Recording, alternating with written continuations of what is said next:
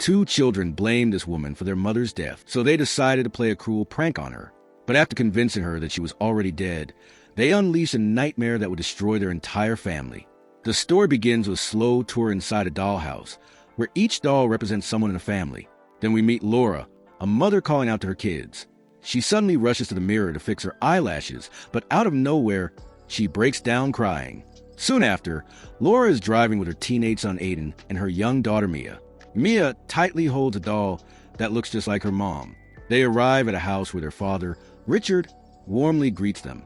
He gives the kid some money for candy, saying he needs to talk to Laura alone. Once inside, his tone changes.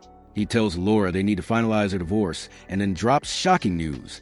He's marrying his new girlfriend, Grace, in September. Laura is clearly hurt, but she hides behind a forced smile and leaves. Later, we see her back home, sitting quietly and sipping wine, acting calm, but suddenly the scene cuts. Now we're at Laura's funeral. Mia is crying uncontrollably, holding her doll tightly, while Aiden tries to comfort her. Even at home, Mia keeps crying. She's deeply religious and fears her mother won't go to heaven because she took her own life. Richard tries to comfort her, but nothing works. So Aiden stays by her side, holding her hand. 6 months later, the kids are now living with their father. During dinner, Richard suddenly announces a plan. He wants to spend Christmas together in a mountain cabin with Grace. Worse, he says he'll leave him there with her for a few days before joining them later. Aiden instantly gets angry.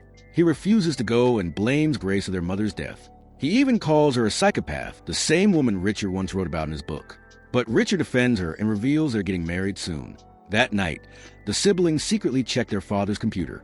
What they find is disturbing.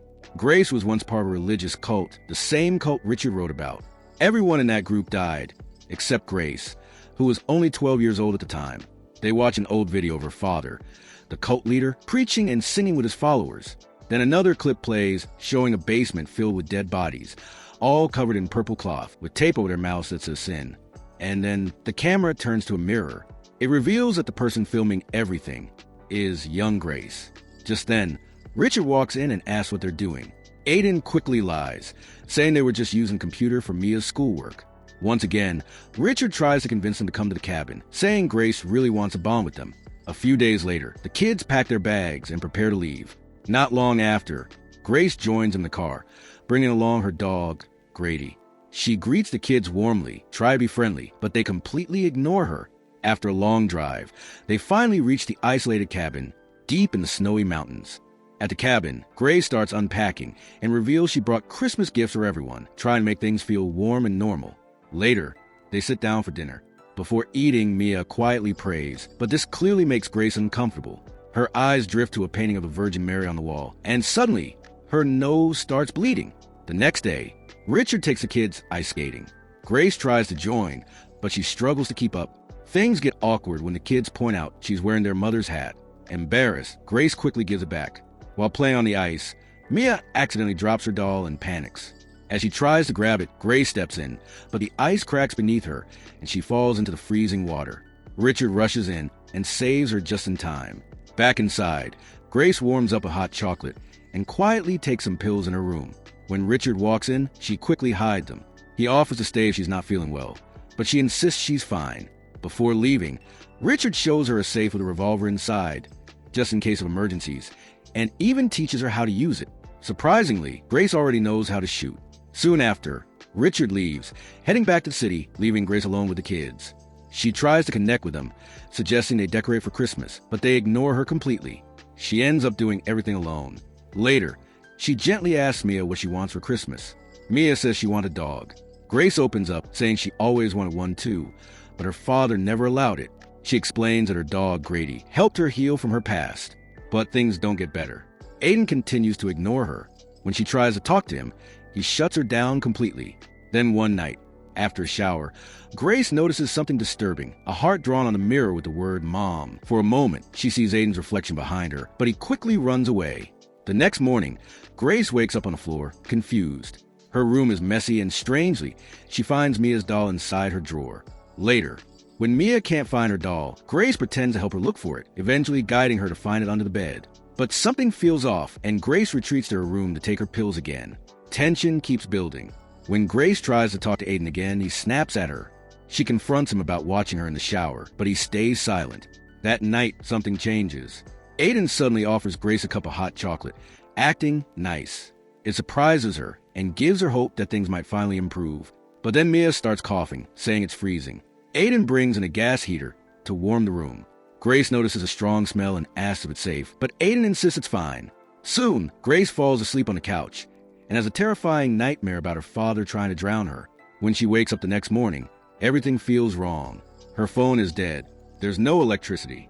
A snowstorm is raging outside. And worst of all, the entire house is empty. The Christmas decorations are gone. The food is gone. Even basic supplies have disappeared. Grace immediately accuses the kids of playing a cruel prank and demands they bring everything back. But when she checks her room, all her belongings are gone too, even her pills. Panicking, she searches the entire house, but the kids' things are missing as well. Mia realizes her doll is gone again, and even worse, Grady has disappeared.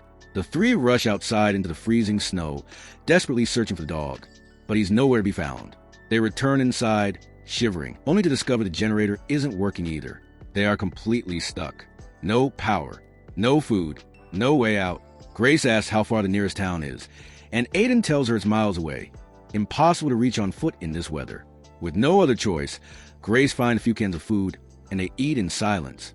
Later, Aiden mentions something strange. He had a dream where gas filled the house, and they all died in their sleep. Grace ignores it, but then she notices something chilling. A clock on the wall shows January 9th. That's impossible. It was just Christmas, wasn't it?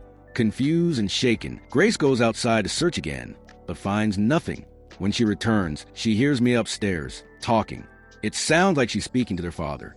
But when Grace checks, the phone is dead.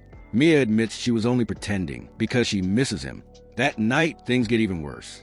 While taking a bath, Grace suddenly sees the word, repent, appear on the mirror. Terrified, she goes to bed, but keeps hearing her father's voice in her head, whispering the same word over and over. Repent, repent. Then Mia comes in, saying she heard something outside. Grace looks through the window and sees dozens of snow angels covering the ground. No one else is there. Later that night, the voice returns, louder this time. Grace falls into a trance. She grabs a gun and starts wandering through the house. Eventually, she enters the kid's room and sees something horrifying. Aiden is lying there, covered in cloth, with tape over his mouth that reads sin, just like the cult victims. The next morning, Aiden wakes up to find Grace standing over him, holding the gun. Mia shakes her, snapping her out of it, but in confusion, Grace accidentally hits her. Now completely unstable, Grace decides they must leave. She says they have to walk to town, even in the storm. Aiden refuses, calling it suicidal. So Grace makes a shocking choice. She decides to go alone and steps out into the deadly snowstorm. Grace struggles through the heavy snow, barely able to see. After walking for a long time, she finds a strange building shaped like a cross. It looks like someone is inside, but when she tries to enter, the door is locked. Exhausted and freezing, she keeps moving until something impossible happens. She ends up right back at the same cabin she left. Confused, she notices something buried in the snow, a flower and a photograph. Just then, Aiden comes out and quickly brings her back inside. When they look at the photo, they're shocked. It shows Aiden and Mia with the words in loving memory. Aiden starts to believe something terrifying. They might all be dead, but Grace refuses to accept it. Soon after, she hears her father's voice again, telling her to repent and surrender her soul. Then she sees the kids praying, asking for forgiveness. They even show her an obituary claiming all three of them died from a gas heater accident. Aiden tells her the only way to reach heaven is to confess their sins. Grace breaks down, screaming that none of this makes sense. Then suddenly Mia screams. Grace rushes in and sees Aiden hanging by his neck. But just seconds later, he lifts his head and speaks. He tells her they can't die because they're already dead, trapped in purgatory. Now completely terrified, Grace falls to her knees and prays desperately. But then the truth is revealed. The voice she's been hearing isn't in her head. It's coming from Bluetooth speakers hidden upstairs. Everything has been staged. Grace stumbles outside in shock, crawling through the snow and begging for help. Not long after, the kids watch in the window as she returns, holding Grady. The dog is dead. Mia breaks down crying, blaming herself for leaving the door open. She begs Grace to come inside, but Grace doesn't react at all. Finally, the truth comes out. The kids reveal a hidden room where they stored all the missing items. The food, decorations, even Grace's belongings. It was all part of a cruel prank to scare her. They go outside, cover her with a blanket, and admit everything. Aiden says none of it was real. But it's too late. Grace is completely broken. She doesn't believe them anymore. She keeps praying, saying they are all sinners who must be punished. Meanwhile, the generator actually stops working for real this time. They try their phones, dead. Now they're truly trapped. Later, the kids hear strange noises and go to check. What they see is horrifying. Grace is kneeling on burning hot coals, punishing herself. She screams in pain, believing she must suffer for her sins. Terrified, the kids run and hide in the attic. The next morning, far away in the city, Richard notices something strange in Mia's dollhouse, a tiny figure hanging inside, exactly like what Aiden faked earlier. Realizing something is wrong, he tries calling them, but gets no answer. He leaves a message saying he'll arrive in a few hours. Back at the cabin, Mia leaves the attic to go downstairs, but suddenly runs back in panic. Grace follows her, calm but terrifying. She tells Mia they're already dead and must make sacrifices. She demands Mia burn her doll. When Mia refuses, Grace burns it herself. Aiden quickly puts out the fire. Then Grace calmly pulls out the gun and tells him everything will be okay. At that moment, Richard finally arrives. He's shocked to find Grady dead inside the house. He rushes upstairs and sees Grace with the kids. He begs her to stop, telling her no one is dead. But Grace doesn't listen. She points the gun at her own head and pulls the trigger. Click. Nothing happens.